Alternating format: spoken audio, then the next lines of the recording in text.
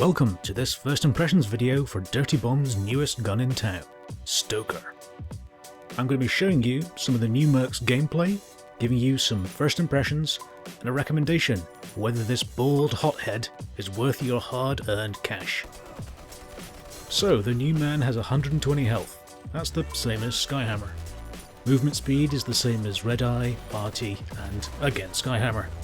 Weapons-wise, he has access to the Timic, that's his default, the M4 and the Stock AR. The ammo station has the normal cooldown time. Although most people will understandably focus on his fire damage, area denial is arguably his biggest weapon, and in a more effective way than Red Eye manages. People will push through Red Eye smoke more than they walk into an almost certain fiery death. One example of a potentially game-changing way to use the fire is during delivering the final objective on Chapel. You can set up a wall of fire between the bus and that near side wall to stop defenders pushing through. Similarly, defenders can use the fire to stop the attackers delivering the objective, giving more time for their teammates to respawn. Defending C4 with fire is also a really powerful tactic. It's also a great way to move people camped in one area.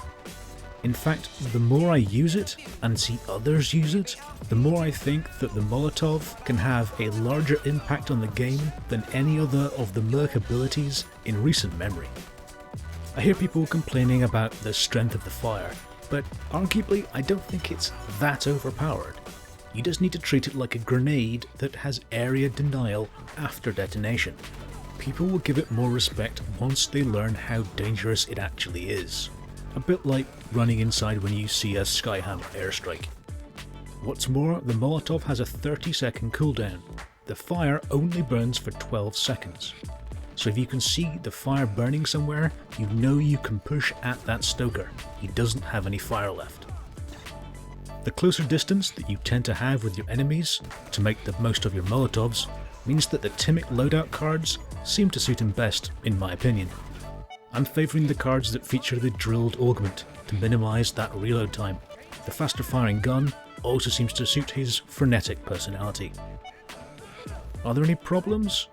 Well, the fire seems to have issues sometimes when thrown at windows. I wonder if this is linked to detonating on a narrow surface. It seems to disappear. Also, the fire's effect seems harder to predict than, say, a normal grenade.